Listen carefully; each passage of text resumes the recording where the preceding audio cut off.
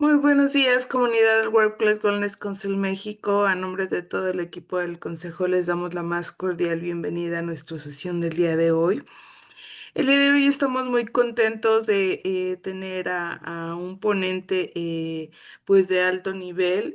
Tenemos como invitado al doctor Jorge Mérida Puga, quien nos va a hablar el día de hoy sobre los programas de salud mental en el trabajo y el impacto de estos, así como su alcance. Para los que no han tenido oportunidad de conocer al doctor Jorge Mérida, me voy a permitir compartirles un poco de su experiencia profesional. El doctor Jorge Mérida es cirujano egresado de la Universidad La Salle y psiquiatra por el Instituto Nacional de Neurología y Neurocirugía.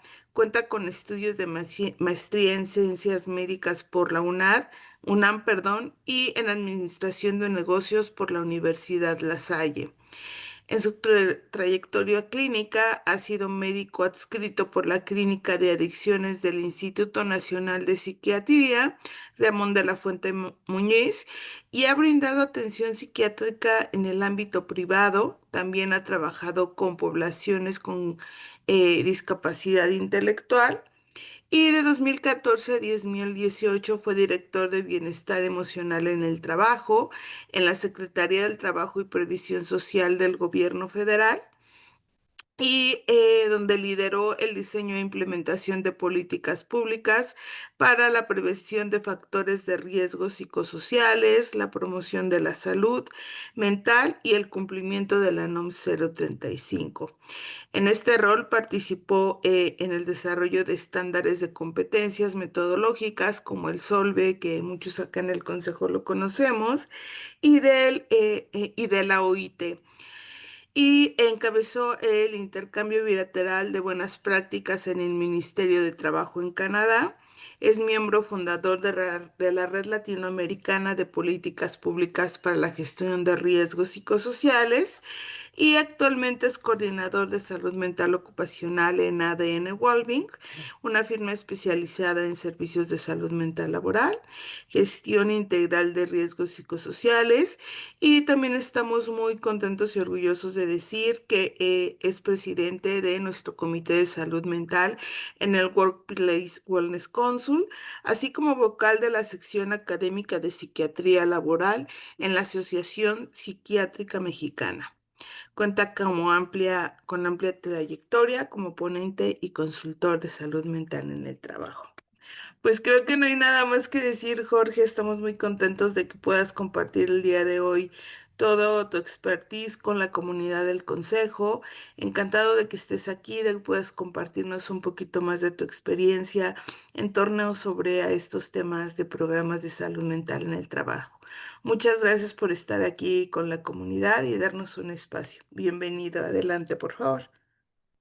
Celia, muchas gracias por la bienvenida y la presentación. Estoy muy contento de estar con ustedes, siempre como reconociendo las comunidades que dieron apertura de manera pionera a este tipo de programas, ¿no? A la importancia, la relevancia, no solo de la promoción de la salud general, sino también pues aspectos relacionados con la salud mental. Entonces, pues mi reconocimiento también para el Workplace Wellness Council, ¿no? Pues de este trabajo que han estado haciendo, ¿no? Y de la brecha que se ha abierto, ¿no? Muchas Afortunadamente. gracias, Jorge. Bienvenido. Gracias. Vamos a repasar algunos temas, ¿no? Relacionados con los programas de salud mental en el trabajo. Y naturalmente yo pondría con interrogantes impacto y alcance, ¿no? Porque justamente como vamos a ver más adelante, el impacto y el alcance va a depender de muchos factores, pero quisiera por lo menos alcanzar el objetivo de guiar un poco cuáles podrían ser los componentes o elementos que deberían de tener un programa de salud mental en el trabajo. Y lo hago no precisamente en exclusiva con base en mi experiencia, sino también con base en lo que recabamos, ¿no? De las personas que están dentro de las empresas en el día a día, es decir, por parte de los profesionales de la salud ocupacional. Recordemos que la salud mental ha ido estructurando o redefiniendo justamente su definición, valga la redundancia. Pero hay algunas novedades en este sentido. Sabemos que si bien la salud mental nos ayuda a afrontar las tensiones normales de la vida, también hace mucho énfasis en que nos permite trabajar de forma productiva y fructífera. Incluso esto es interesante que ya en el 2020 se está integrando en el concepto propio de la salud mental una capacidad colectiva. Esto es interesante porque ya no solamente se está considerando la salud mental como un fenómeno o algo que le ocurre al individuo, a la persona, sino que le ocurre a la colectividad. Esto la verdad es que es interesante porque ya no estamos hablando entonces de una área de la salud en la cual una sola persona es el actor o la actriz o responsable o la responsable, sino que son las colectividades. Entonces, por ejemplo, en este sentido, considera que la salud mental, ¿no?, es fundamental para la capacidad colectiva de pensar, sentir e interactuar con los demás y ganarnos la vida y disfrutarla, ¿no? Y entonces sabemos que también es un proceso dinámico, ¿no? No es algo que realmente sea un estatus, sino que es algo que va cambiando a lo largo del tiempo, es dinámico y obviamente hace referencia a un equilibrio emocional, el sentido de vida, las relaciones saludables y la participación en la comunidad. Entonces, para hablar de salud mental, entonces ya tenemos que hablar también de los grupos, ¿no? O de las colectividades. Bueno, hablar de salud mental necesariamente nos lleva a hablar también de los trastornos mentales o en su forma más amplia de los problemas de salud mental. Podríamos tener tres categorías de problemas de salud mental. Aquellos que se consideran reacciones de distrés. Las reacciones de distrés son reacciones esperadas o que por su intensidad o malestar no representan un trastorno mental propiamente dicho. ¿Ok? Vamos a ver una excepción con el tema del burnout, ¿no? Pero en su mayoría, la reacción de distrés son aquellas circunstancias que nos pueden poner ansiosos, tensos, tristes, estresados, sin que necesariamente tengamos un trastorno mental.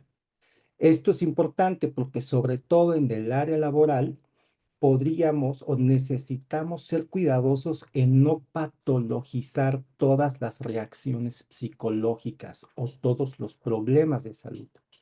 De hecho, muchas de las circunstancias que ocurren en cuanto al tema emocional y psicológico no es patológico cuando lo observamos en el ambiente laboral. Pero bueno, aquí ponemos unos ejemplos como duelo, burnout, el estrés financiero. Dígame quién de nosotros no ha tenido estrés financiero, el tecnoestrés, el burnout parental o el síndrome de desgaste del cuidador. Después están los trastornos mentales propiamente dichos. Entre ellos tenemos los más frecuentes como el trastorno depresivo, el de ansiedad generalizada, trastorno de angustia, el abuso de sustancias o el trastorno por déficit de atención. Afortunadamente, los trastornos mentales comunes son leves, es decir, su tratamiento, identificación y pronóstico es muy bueno. Por otro lado, tenemos los trastornos mentales graves, que los más conocidos son el trastorno bipolar, la esquizofrenia, el obsesivo compulsivo, una dependencia a sustancias o los trastornos de la alimentación. También encontramos el estrés postraumático y otros trastornos mentales que pasaron de ser leves a complicados. ¿De acuerdo? Entonces, esta es la amplia gama de problemas de salud mental y como ustedes pueden ver, muchos no son realmente patológicos, ¿de acuerdo? Y la gran mayoría son leves. Ok. Bueno, reacciones de distrés. Pues mira, la verdad es que no está del todo medido, pero yo hipotetizo que al menos el 100% de nosotros y de la población ha tenido una reacción de distrés. Un duelo, por ejemplo, el estrés financiero, como lo había comentado, o recientemente la pandemia, el tecnoestrés nos alcanzó a muchos, ¿no? Entonces es muy probable que el 100% de la población mundial o mexicana hemos tenido una reacción de distrés. Ok. Ahora, dentro de los trastornos mentales, aquí sí tenemos ya una medición más precisa, ¿ok?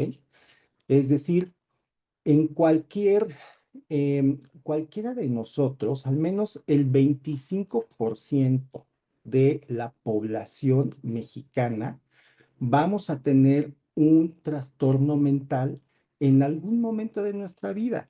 Es decir, ¿a qué me refiero? Que el 25% de nosotros vamos a tener alguno de estos trastornos, ya sea comunes o graves, en algún momento de nuestra vida. El 25% quiere decir que son fenómenos de salud muy frecuentes, ¿no? Esto es importante mencionarlo. Por otro lado, eso es a lo largo de la vida, ¿no? Pero en los últimos 12 meses, ¿cuántos de nosotros vamos a tener un problema de salud mental? Pues se sabe que en la población general, en los últimos 12 meses, el 10% de nosotros ha tenido o tuvo un problema de salud mental, o que el 6% tiene una dependencia al etanol o al alcohol y el 1,5% realiza un consumo de sustancias. Esto es en la población general. Sin embargo, en la población que trabaja, observamos que la prevalencia o frecuencia de estos problemas de salud mental, de trastornos mentales, llega a ser hasta del 15 al 20%, es decir, casi el doble de la prevalencia que encontramos en la población general. Y lo mismo ocurre con problemas como dependencia al alcohol y el consumo de sustancias. Tendríamos que entonces tener la, mm, la atención específica en esta población. Podríamos considerar que la población trabajadora es una población clave. Clave en el sentido de que tiene más necesidades de atención de la salud mental de lo que podríamos encontrar en la población en general. Muy bien.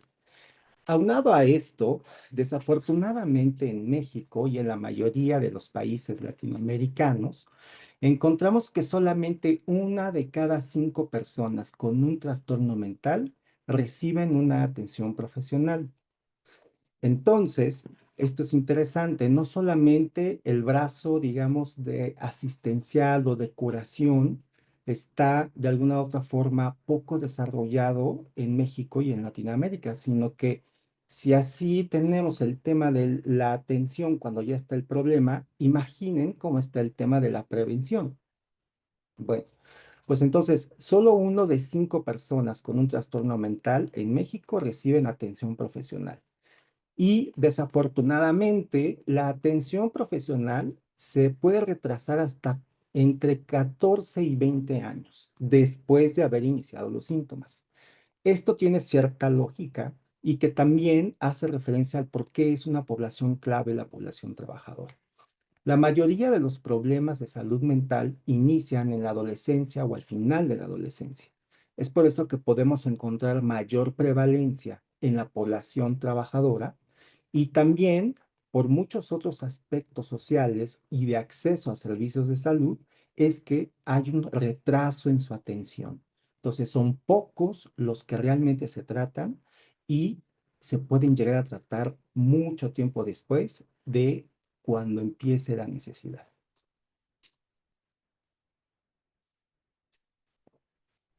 Parte de la explicación de este poco acceso a servicios de salud tiene que ver con el personal profesional de la salud mental. Encontramos, ¿no?, que en México hay alrededor de 3,6 psiquiatras por cada 100,000 habitantes. Podemos encontrar otros países en Latinoamérica como Uruguay ¿no? Que tienen prácticamente 15. Argentina también tiene muy buen número. Y de allí abajo y de ahí en fuera, pues realmente la proporción no es tan diferente. Incluso en España se tiene una proporción similar a la de México.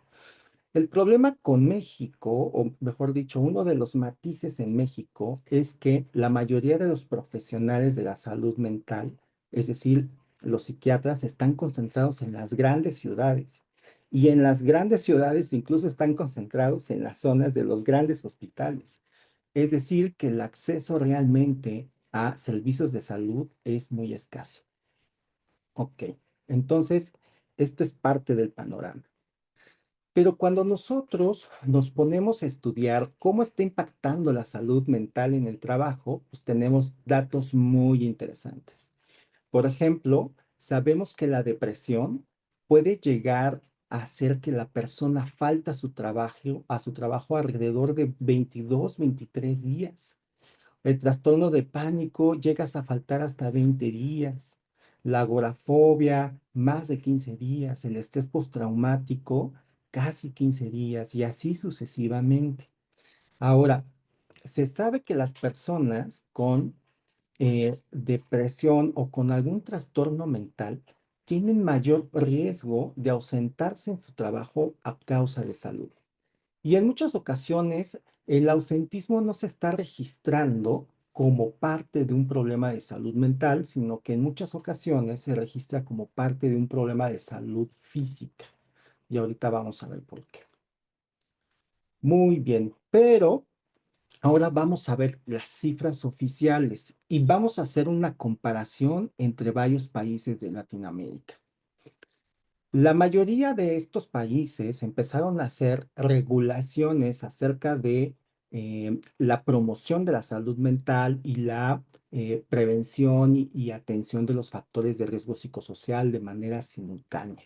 Prácticamente después del 2010, todos los países de manera paulatina se fueron sumando a estas regulaciones que se hicieron en toda Latinoamérica.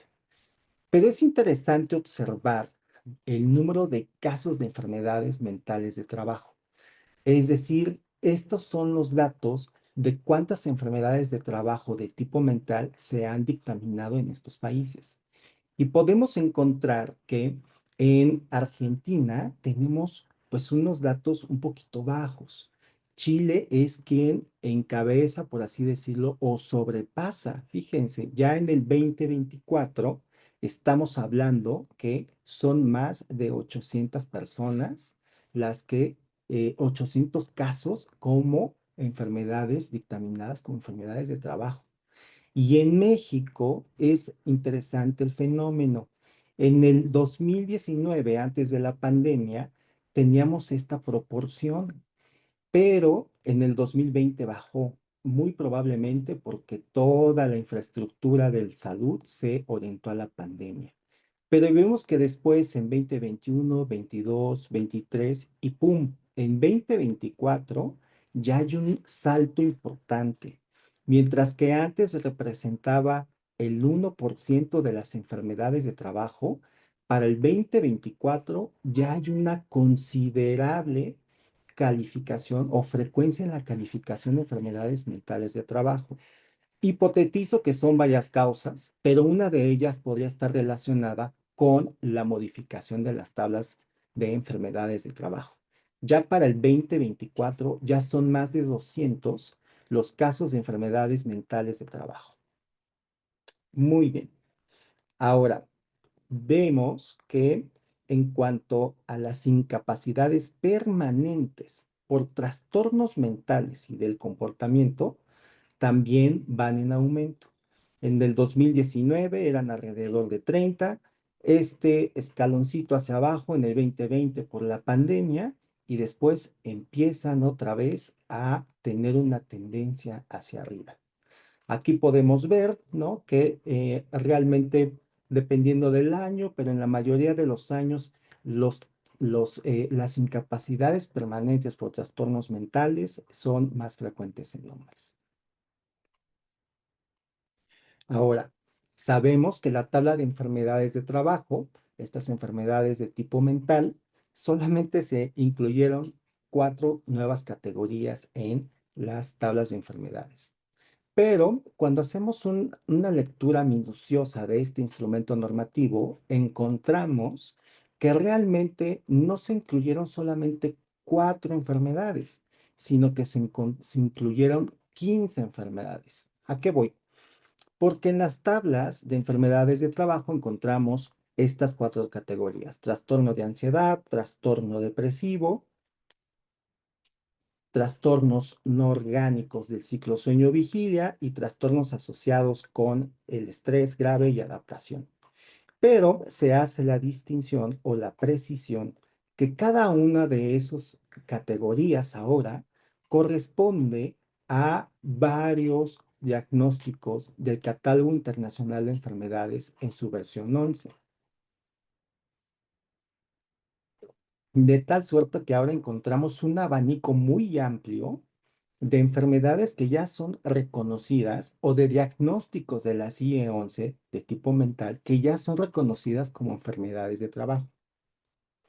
Esto, de alguna u otra manera, tiene o representa un logro porque al final eh, trata, o al menos eso es lo que intenta realizar, trata de ampliar la protección para el trabajador.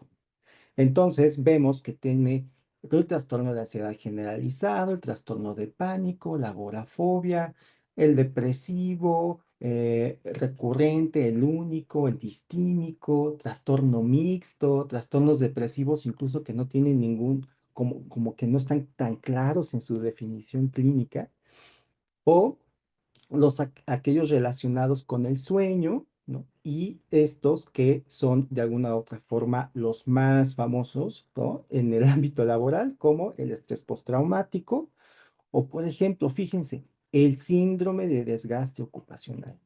Recuerden ustedes que las reacciones de distrés, por ejemplo, el burnout o síndrome de desgaste ocupacional, no se considera una enfermedad propiamente dicha, sino que es un problema de salud mental, pero no está considerado como un trastorno mental propiamente dicho. De hecho, en el Catálogo Internacional de Enfermedades lo encontramos en un apartado fuera de los trastornos mentales.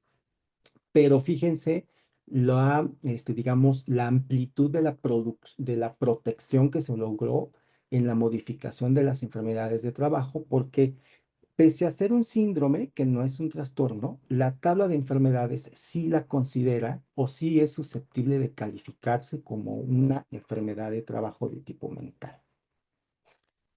Bueno, y en ese sentido, para empezar a encontrar la lógica de cuáles deben ser los elementos de un programa de salud mental en el trabajo, recordemos cómo operan los factores de riesgo psicosocial. Sabemos que para que exista un problema de salud mental tienen que confluir muchas cosas, tienen que coincidir muchísimas circunstancias. Y algunas de ellas corresponden a la persona o al individuo y otras corresponden al entorno. Por ejemplo, mis antecedentes de salud física y mental pueden influir en la probabilidad de adquirir o no un trastorno mental. También mi personalidad, las competencias que yo tenga, y esto es bien interesante porque en el mundo laboral y en la salud ocupacional, las competencias para el trabajo sí determinan o influyen en la probabilidad de adquirir o no un trastorno mental. Esto es súper interesante.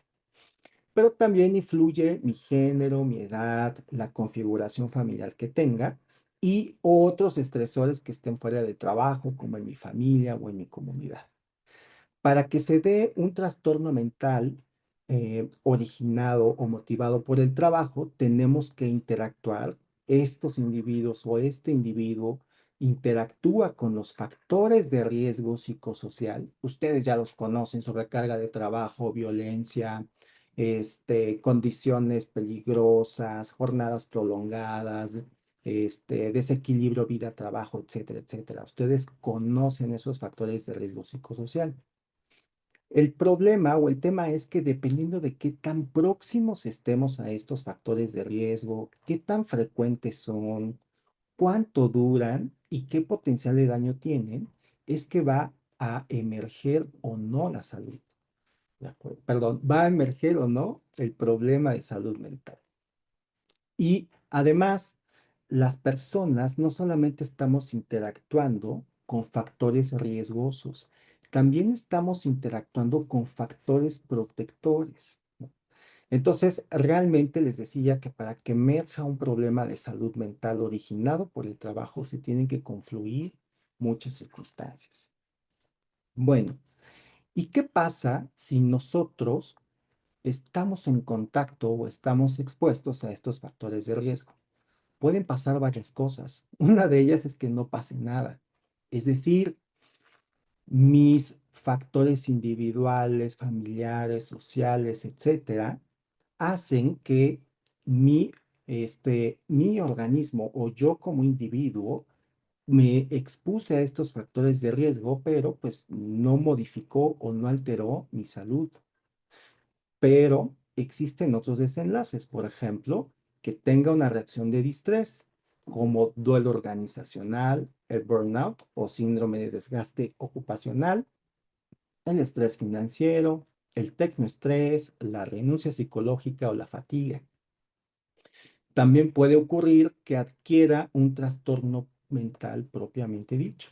Y ya vemos cuáles son, ¿no? Justamente estos trastornos mentales ya los hemos ejemplificado. Pero también existe el o la repercusión a la salud física, ¿no? Por ejemplo, aquellas personas que tienen un trastorno de salud crónico, pues entonces se puede descontrolar, o algunas circunstancias como el síndrome de Karoshi, incluso el impacto a la salud cardiovascular, metabólica o autoinmune, fueron unas de las primeras consecuencias que se fueron documentando en la literatura acerca de este tema cuando se empezó a documentar que los factores de riesgo psicosocial afectaban la salud. Muy bien, pues tendríamos que preguntarnos por qué emerge la enfermedad. Pues porque cuando estamos expuestos a factores de riesgo psicosocial, nuestro organismo no solamente tiene una reacción a nivel psicológico o mental, también tiene una reacción a nivel orgánica, biológica, neurofisiológica o neurobiológica. Por ejemplo, se desequilibra el sistema de la secreción de adrenalina. Y una vez que secretamos adrenalina muy frecuentemente, se altera el nivel de cortisol.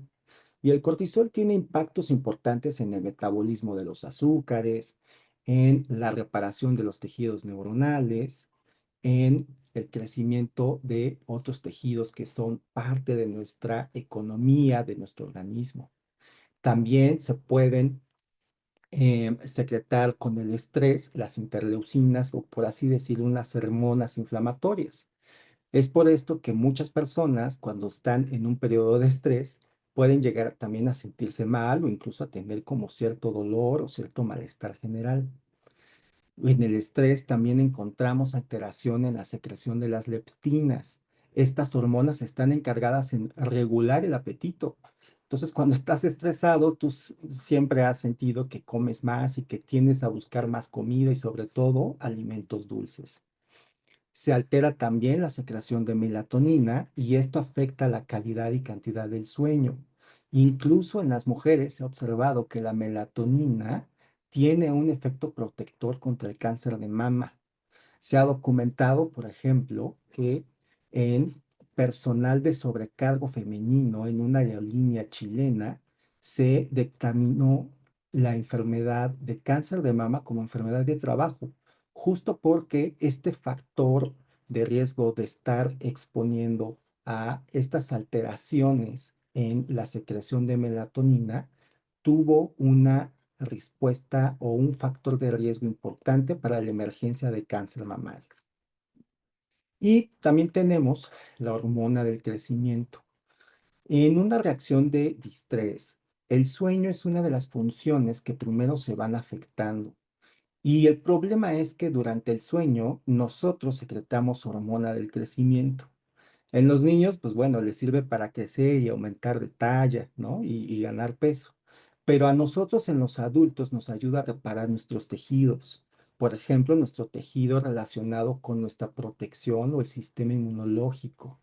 De allí que si no tenemos un buen sueño, nuestro tejido de la defensa contra enfermedades infecciosas, pues se podría ver afectado. Entonces, no es raro que encontremos personas que nos estemos enfermando mucho si tenemos un periodo de estrés.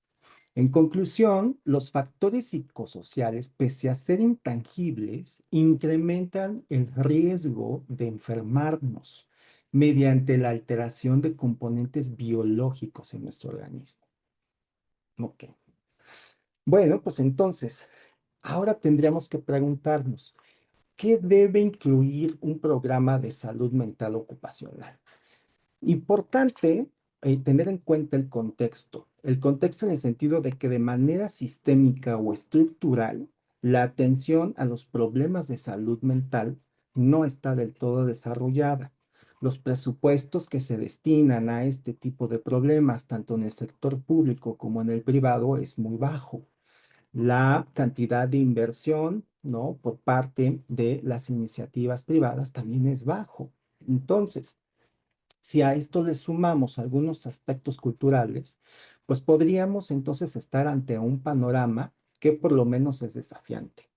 Ahora, aquí podemos poner una serie de elementos que de manera, digamos, sensata podríamos considerar que podrían ser parte de un programa de salud mental en el trabajo. Y es aquí donde hacemos reflexiones acerca del alcance. ¿Qué alcance deberían de tener? En mi experiencia, podemos encontrar o he encontrado que en muchas empresas, pues, se necesita que adopten un sistema de gestión de riesgos, ¿no? Que incluya todo el círculo de gestión, desde la política, el diagnóstico, el plan, etcétera, etcétera, hasta las acciones de mejora continua. En algunas organizaciones consideran que parte del programa o el alcance debería incluir accesos a servicios de salud mental especializados. O en algunas organizaciones asumen que con un programa de apoyo al empleado se puede dar alcance o que por lo menos uno de estos programas debe estar incluido dentro de todo el programa. Naturalmente, cada vez se está demandando como un poquito más de capacitación para entender cómo se gestiona este tema. Y no pueden faltar las campañas de comunicación para difundir el tema, normalizarlo, naturalizarlo y sobre todo favorecer la búsqueda de ayuda por parte de las personas que están teniendo algún problema de salud mental. Y por último, no se queda atrás la gestión del cumplimiento normativo. ¿Ok? Es decir, cómo estamos cumpliendo en este caso la norma 035, pero que si no la ves de manera vinculada con otras normas como la 030, la 037, etcétera, pues no va quizás a tener como una sistematización importante. Entonces, respecto al alcance específico, que estos son algunos de los elementos que he observado que en las organizaciones consideran que debe ser parte de un programa de salud mental. Naturalmente, esto es de acuerdo a qué tipo de organización tenemos, en qué punto o momentum cultural están respecto al cumplimiento normativo y respecto al tema de la salud mental y naturalmente de qué tantos recursos se destinen a este tema. Ok, en ese sentido, hicimos un esfuerzo para tratar de respondernos cuáles deberían de ser esos elementos, ¿no? O sea, ¿qué debería de incluir los programas de salud mental? ¿Ok? Sabemos que están todos estos elementos que mostramos en la diapositiva anterior, pero también teníamos esta inquietud y junto con el Wellness Council y otras organizaciones justamente relacionadas con las relaciones industriales o de recursos humanos y organizaciones de salud ocupacional, nos dimos a la tarea de empezar a tener justamente esta indagación. Más allá de los elementos que nosotros observábamos en las organizaciones, quisimos justamente preguntarles a los actores principales de este tema, que son los médicos, las médicas, los enfermeros, las enfermeras que están en los centros de trabajo. Con ellos, a través de esta encuesta, pues pudimos llegar a tener algunas conclusiones. Entonces les muestro estos resultados que fue en colaboración con estas instituciones. Encontramos un total de 149 respuestas. Esta encuesta se llevó a cabo en el 2023. Encontramos representados a algunos estados de la República Mexicana, ¿ok? La mayoría en el centro. Pero fíjense lo interesante, la mayoría de personal de salud ocupacional son mujeres. Esto es interesante, que son mujeres la mayoría, al menos en esta muestra que estuvimos encontrando, que somos millennials, ¿no? Alrededor de los 40 años, y que tenemos justamente una gama importante, ¿no? O diversa, como medicina, psicología, enfermería y otros perfiles, como por ejemplo técnicos en algún área de la salud o rehabilitación. Es interesante que eh, algunos de ellos estaban teniendo cierto nivel de especialidad, pero cuando les preguntábamos si tenían especialidad o estudios específicos de salud ocupacional, encontramos que solamente 33 tuvieron un diplomado de salud en el trabajo y solamente 6 tenían una especialidad médica en salud ocupacional. Y por otro lado, vimos que estas eran las características de las empresas. Estaban en el ramo industrial, en otros ramos y en servicios. Y de tamaños, pues era muy variable, ¿no? Menos de 1000, aquellos de entre 200 y 1000 y más de 200 colaboradores. Ok. Les preguntamos su percepción acerca de si había aumentado los problemas de salud mental y pues prácticamente 70% están de acuerdo con que el número de trabajadores con problemas de salud mental se había aumentado en los últimos 6 meses y que se estaba manifestando como con síntomas ansiosos en la gran mayoría, pero también molestias físicas. Y esto es importante mencionarles. Recuerden que alguien con depresión puede faltar hasta 23 días al año a su trabajo. Y en muchas ocasiones no refieren que faltan por depresión, sino que refieren que faltan por molestias físicas. Pero también salud ocupacional identificó que hay desgaste ocupacional, síntomas depresivos, insomnio, duelo y consumo de sustancias. Ahora, cuando les preguntamos, oye, ¿y cómo tratas los problemas de salud mental? Observamos que la mayoría de ellos hacen una referencia a una institución de salud pública. Algunos hacen referencia a servicios externos de manera privada, que algunos de ellos inician el tratamiento, pero no precisamente con fármacos, sino que quizás dan solamente una especie de contención y muy pocos de ellos también hacen uso de fármacos. Entonces, esto es interesante porque vemos que sí hay un esfuerzo por parte de salud ocupacional, al menos de involucrarse en este tipo de problemas. Incluso el 60% de los respondientes consideró que su empresa había desplegado medidas especiales para la salud mental de los trabajadores, pero que la adecuación es regular, es alrededor de 2,7%. Muy bien. Respecto a la pertinencia de un programa de apoyo al empleado, el 51% de ellos reconoció que tienen un programa en su empresa, pero alrededor del 70%, poco menos del 70%, declara que el uso es poco, muy poco o ningún uso, ¿no? Entonces, podríamos encontrar que el PAE tiene unas características muy positivas, pero que deben ser parte quizás solamente del abanico de opciones que la empresa necesita. Ok. Ahora, esto es interesante, ¿no? Porque estos profesionales de la salud ocupacional se sienten limitados en recursos para la atención de problemáticas de salud mental. Casi el 19% considera nunca contar con los recursos y el 13% casi nunca. Ahora, prácticamente la mitad de ellos considera que se ha aumentado la carga de trabajo a costa de atender los problemas de salud mental. Es decir, también estamos viendo una afectación a la actividad de salud ocupacional. Incluso la mitad de ellos han tenido un problema de salud mental. Esto también es interesante. Ok, y en ese sentido, yo creo que con esta diapositiva vamos justamente cerrando. Y aquí es donde tendríamos que considerar cuáles son aquellos elementos que podríamos considerar deben ser parte de un programa de salud mental.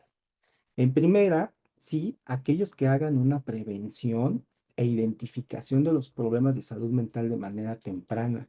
Es decir, uno de los elementos debe ser realizar tamizajes de manera periódica. Tamizajes quiere decir que se detecten síntomas o potenciales diagnósticos de problemas de salud mental y que se apliquen de manera periódica a toda la población trabajadora. ¿Qué se necesita? Capacitación en relación al tema para los profesionales de la salud ocupacional. Ellos necesitan capacitación y esto es lógico dado que ellos son los responsables de lo que está ocurriendo. Y algo súper interesante, incrementar el bienestar y la calidad de vida en el trabajo de los profesionales de salud ocupacional.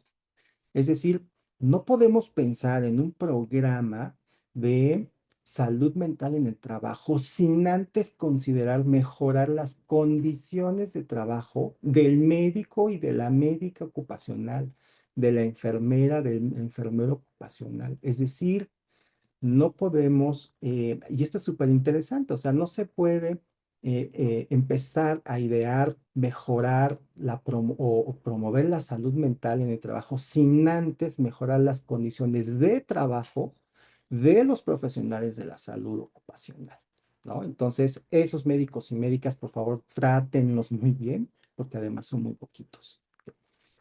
Otros elementos tendríamos que considerar, ahora sí, todas estas circunstancias que están relacionadas para elevar la cultura, que es sensibilizar, crear conciencia en el personal, es decir, en los trabajadores y en los jefes de área.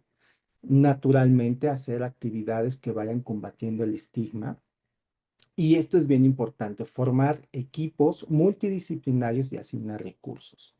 Y por último, contar con soporte adicional de expertos. Y esto es súper interesante.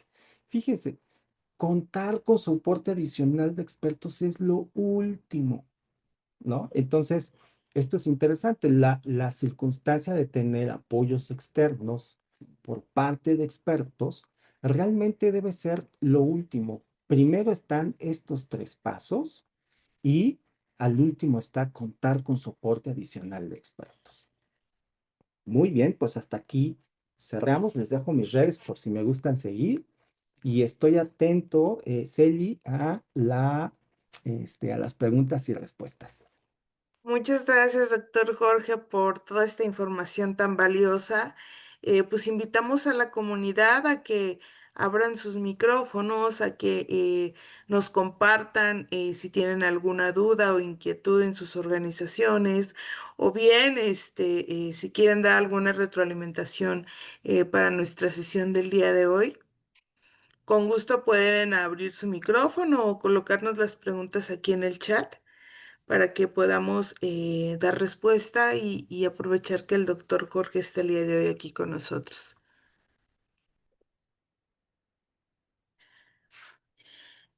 Mm,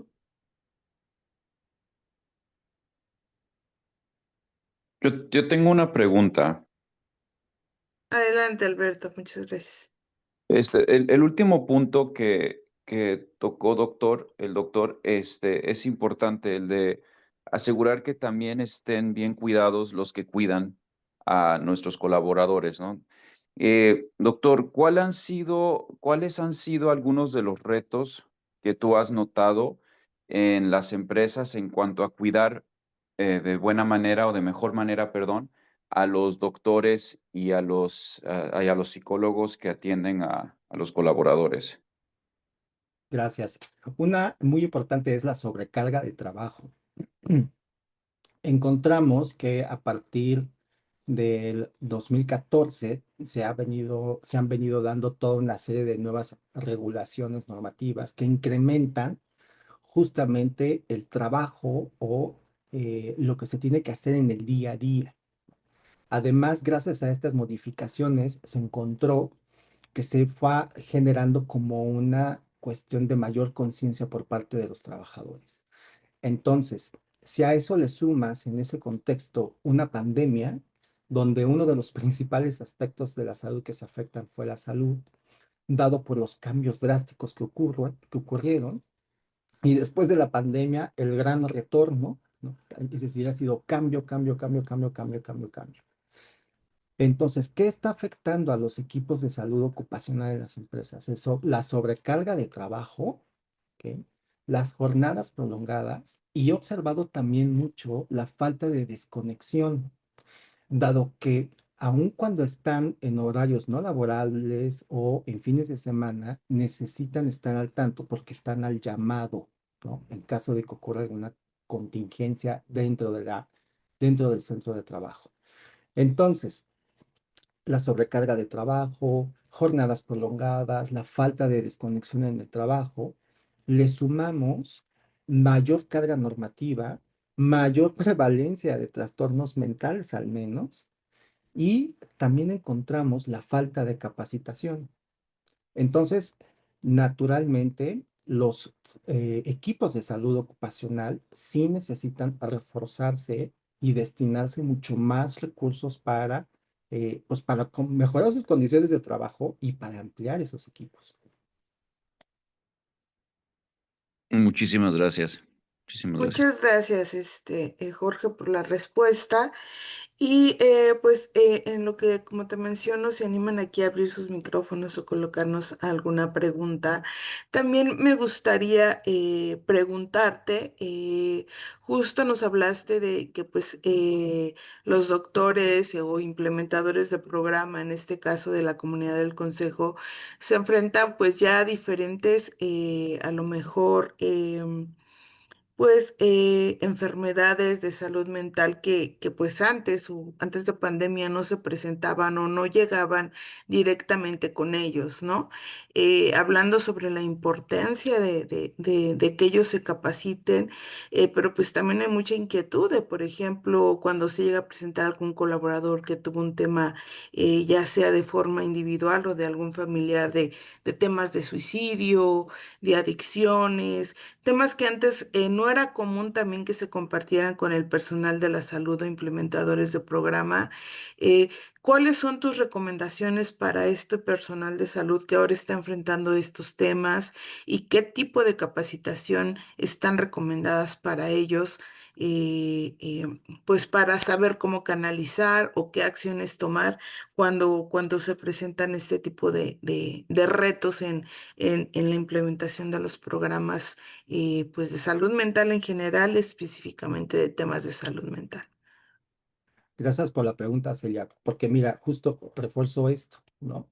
Al menos en los encuestados, la mitad de ellos afirman que alguno o algunos de sus miembros de su equipo de salud ocupacional están presentando alguna condición de salud mental. Entonces, sí tienen a su vez una necesidad bien importante los equipos de salud ocupacional. Ahora, ¿qué es lo que se tiene que hacer? Cuando nosotros les preguntamos, oye, ¿de qué te serviría la colaboración con equipos especializados externos? Hay ciertas cosas que pueden disminuir la carga para ellos. Como por ejemplo, lo primero, que yo ya no esté con esta carga de atender o de dar o tratar de dar contención o tratamiento a una persona con un problema de salud ocupacional. Entonces, el desplazar esa carga a ellos les ayuda porque así ya tienen más tiempo para la gestión de los factores, sobre todo desde el punto de vista preventivo, ¿no? O, por ejemplo, que les ayuden a identificar a las personas de manera temprana, por ejemplo, a través de tamizajes, dar seguimiento a los casos, evaluar y diagnosticar casos de acuerdo con criterios clínicos basados en la tabla de enfermedades de trabajo, o trabajar colaborativamente en la atención y seguimiento de los casos, ofrecer una atención en horarios extendidos, es decir, más allá de la jornada laboral, y documentar todo esto en un expediente clínico. Entonces, cuando hablamos de ayuda externa, vemos que estas son algunas de las cosas que pudieran disminuir justamente esta carga de trabajo que han encontrado los profesionales de la salud ocupacional, ¿no? A partir del boom y del incremento de la prevalencia de problemas de salud mental y naturalmente de la carga normativa que se ha hecho cada vez más robusta, pues entonces esos podrían ser los beneficios. Aunado a eso, naturalmente, todo aquello que tiene que ver con el autocuidado es importantísimo. Yo he observado que en los profesionales de la salud tenemos que encontrar algunos espacios para aprender a practicar la sabiduría. Y con sabiduría me refiero a la autorregulación emocional, a ser compasivos consigo mismos y justamente a aprender a pedir ayuda.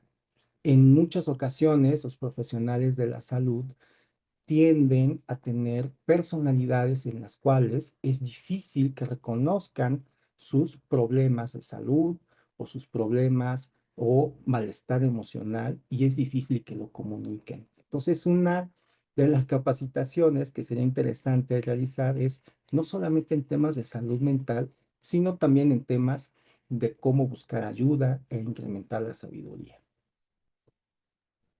Muchas gracias, Jorge. Sí, importante la autoobservación y el autocuidado en los implementadores y el personal de salud ocupacional. Muchas gracias por estos tips. Y ya tenemos aquí una pregunta de Emanuel Yepes. Él nos dice, ¿qué tipo de acciones o talleres de concientización sobre la salud mental se pueden hacer con los colaboradores, además de las sesiones con psicólogos en sitio, las conferencias y comunicados sobre el tema? Ok. Existen, o al menos en nuestra experiencia hemos encontrado dos públicos, por así decirlo. Aquellos que están liderando equipos y el resto del personal. ¿Por qué empezamos con aquellos que están liderando equipos? Porque justamente ellos están marcando la pauta de cómo se está resignificando la cultura acerca de la salud mental. La capacitación que deberían de tener los jefes de equipo es justamente el tema de informar qué son los problemas de salud mental, pero sobre todo cómo acercarse con alguno de sus colaboradores para motivarlos a que busquen ayuda. Es curioso, muchos jefes o muchos líderes tienen esta sensibilidad para identificar quiénes no están del todo bien, pero muchos de ellos se restringen el acercarse y sugerirles que busquen ayuda porque tienen temor de decir algo inapropiado.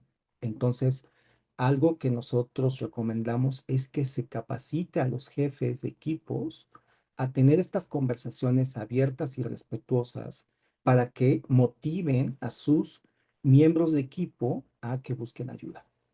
Y por otro lado, está el público, que es en general, por así decirlo, ¿no? A toda la organización.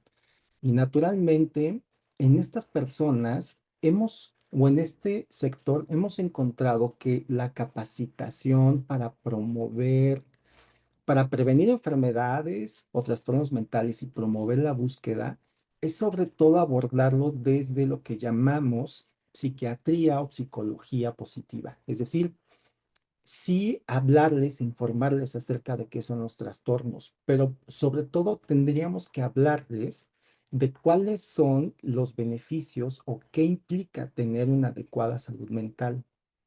De esta manera, la aproximación a los trabajadores y a la audiencia es desde una perspectiva de habilidades o competencias que al final ayudan a prevenir enfermedades mentales o a buscar ayuda. Entonces, en ese sentido, parte del abordaje que se tiene que hacer de este tema es sobre todo hacia qué competencias, habilidades o a través de la psiquiatría o psicología positiva, no tanto acerca de la patologización de algunas cosas. Muchas Excelente, gracias por la Jorge. respuesta. Gracias, Emanuel, por tu participación. Mm. Gracias, doctor. Jorge Siles también se encuentra aquí en nuestra audiencia. Gracias por estar aquí. Gracias por sus comentarios. Y tengo aquí una pregunta que me hicieron llegar, Jorge, referente a las tablas de enfermedades. Eh, Justo con esta actualización de las tablas de enfermedades, ¿lo encuentras de forma positiva o podrías compartir algunas áreas de oportunidad que tuvo esta actualización? Sabemos que no tiene mucho tiempo esta actualización, pero no, si nos podrías compartir un poco sobre las reflexiones y qué impacto han tenido en las organizaciones justo esta actualización de las tablas de enfermedades. Gracias, Celia. Pues mira, te digo que yo hipotetizo que parte, ¿no?, de este incremento que vimos en la calificación de enfermedades de trabajo de tipo mental podría estar influido, ¿no?, por este tema de las tablas de enfermedades. Es decir, por ejemplo, vemos que estaba alrededor del 1%, pero 2024 ya tuvieron un saltote, ¿no? Entonces, aún así, yo considero que, fíjense, la población trabajadora de Chile, no tengo los datos, ¿no?, pero me atrevo a asegurar que la población trabajadora de México es mucho mayor. ¿Cómo es que una población trabajadora mucho mayor tiene menos enfermedades de trabajo de tipo mental que, por ejemplo, en Chile? O sea, prácticamente estamos calificando como si tuviéramos una población trabajadora igual a Costa Rica, lo cual no tiene sentido. ¿Ok? Entonces, respecto a eso, considero que si bien los instrumentos normativos son perfectibles, sí está evidenciado de alguna manera que ayudan a poner más foco en lo que tendríamos que poner foco. Y si bien no son perfectos, sobre todo en el tema de cómo se debe hacer una calificación, pues bueno, podemos encontrar que ahí ha estado teniendo sus efectos. Ahora, es importante recordar quiénes usan estas tablas de enfermedades, ¿ok? Bueno, pues las usan los médicos que se encargan de calificar las enfermedades de trabajo, ¿ok? Entonces, naturalmente, el hecho de emitir este instrumento normativo debe estar acompañado con la capacitación de ese personal, ¿no? O sea, no solamente es tener el instrumento normativo y quizás, por así decirlo, una especie de guía dentro de esa misma tabla que te va orientando en cómo se debe construir el diagnóstico. También es necesario que las personas que están en las instituciones que califican enfermedades de trabajo estén capacitadas en esto, ¿no? Entonces, yo creo que la tabla de enfermedades de trabajo es un excelente instrumento que tiene el propósito de ampliar la protección y reconocer lo que actualmente se está identificando como problemas de salud en el trabajo, pero que también debe estar acompañado de otras modificaciones en la estructura en general. Y hablo de acceso a los servicios de salud mental, tanto en los sectores público como en el privado. Muchas gracias por la retroalimentación, Jorge. Y por último, vamos a cerrar con esta última pregunta y es referente a justo al presupuesto que se le asigna a las empresas, a las organizaciones, pues para atacar estos temas, para para tener un presupuesto y poder elegir cuáles son las mejores acciones a tomar en cuanto al tema de salud mental en las organizaciones. Nos preguntan si has visto alguna mejora en el tema de que las aseguradoras acepten o incluyan en sus pólizas el tema de la salud mental. Sabemos que en el Consejo hemos hablado, creo, desde que se iniciaba con el tema de la NOM 035, que sería algo muy importante que se incluyeran estos temas, pero ya se puede decir que casi a 6 años o 5 años, si no mal recuerdo, se hablaba de este tema. No sé si nos puedas compartir si tú has visualizado algún avance en el mercado o ya se incluye en algunas organizaciones este beneficio para los colaboradores. Sí he observado que ha incrementado el acceso sí, o la oferta a través de este Ujú. tipo de vías o de instituciones. Sobre todo he encontrado que brokers están más interesados en encontrar eh, proveedores de servicios de salud mental, ¿no? Entonces sí ha habido como un avance en esto. Obviamente, también he encontrado que aseguradoras están eh, ya redimiendo finalmente estos siniestros, ¿no? Que están relacionados con la salud mental, pero en muchos de ellos está mediado primero el pago y ya después te lo, Reembolso. reembolsan, lo cual también representa una limitante finalmente. Entonces, sí he visto como un aumento en esto, ¿no? Como que se han estado haciendo como algunas estrategias que, que de alguna otra forma intentan sortear el poco acceso a servicios de salud mental. Ahora, el uso de esas herramientas, ya sea mediante brokers o mediante acuerdos con aseguradoras directamente, pues va a depender de la empresa, ¿no? Entonces, es realmente el nivel de cultura y de compromiso y de desarrollo que se tenga dentro de la empresa lo que va a determinar el uso, ¿no? Entonces, sí, afortunadamente he encontrado más opciones para poder tener acceso a estos servicios de salud. Sí he visto estos productos, ¿no? Ofertados por brokers y por algunas aseguradoras, pero obviamente su uso está determinado por los tomadores de decisiones dentro de las empresas. Exacto.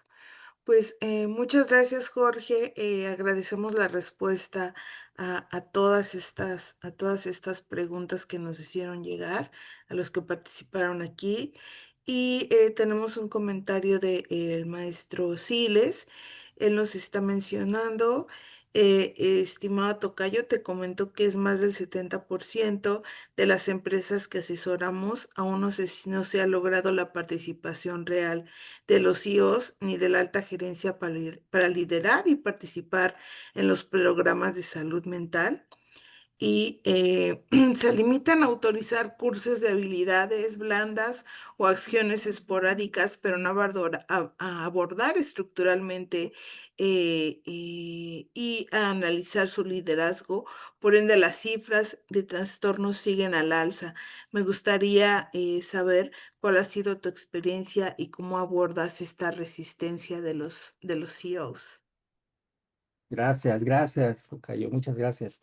Sí, coincido, en muchas empresas la participación de los tomadores de decisiones es variable, es fluctuante, ¿ok? En donde justamente yo he encontrado como un verdadero compromiso y acciones que tienen efectos importantes o impactos importantes es en las empresas donde la médica ocupacional tiene un liderazgo muy bien consolidado, ¿no? Es decir, y digo médica porque normalmente se trata de una mujer.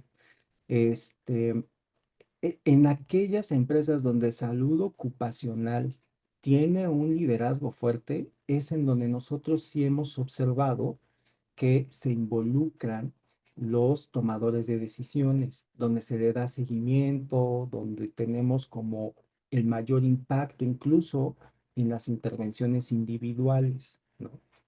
Entonces, coincido que el nivel de involucramiento y de importancia por parte de los tomadores de decisiones es variable, pero usualmente donde hay un gran liderazgo por parte de salud ocupacional, hay un verdadero seguimiento, ¿no? Por las mesas directivas también. Eso es lo que he encontrado. Ahora, realmente parte, ¿no? De mi experiencia ha sido eso, ¿no? Siempre fortalecer la salud ocupacional de la forma como sea posible, siempre fortalecerlos y desde un punto de vista externo es también algo que nos preocupa.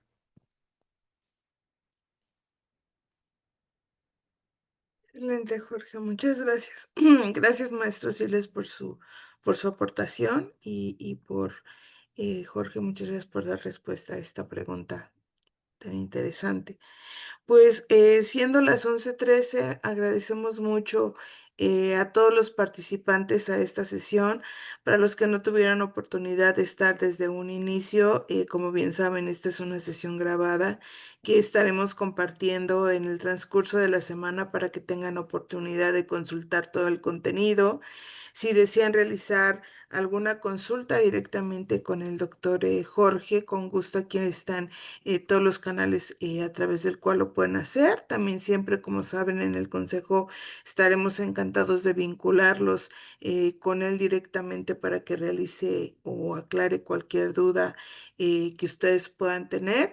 Y pues asimismo, como lo mencioné al inicio de la sesión, el doctor Jorge lidera actualmente el Comité de Salud Mental dentro del Wellness Council. Entonces, y es también forma parte de nuestro consejo médico. Entonces, agradecemos siempre su disposición con el equipo del consejo y con su comunidad para brindar estos temas y pues para darnos información tan valiosa que sabemos que es de gran valor para seguir impulsando sus programas de salud al interno y pues en este caso específico del tema de salud mental.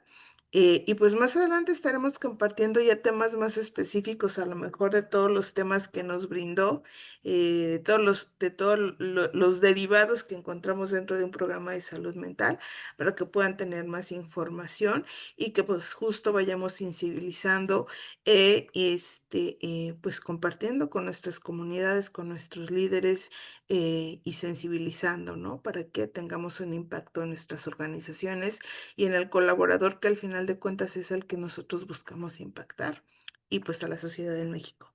Muchas gracias, Jorge, por estar aquí el día de hoy con la comunidad del consejo. No sé si usted cerrar con algún comentario. No, hombre, pues solamente agradecer la invitación, su participación y pues bueno, nos vemos muy pronto.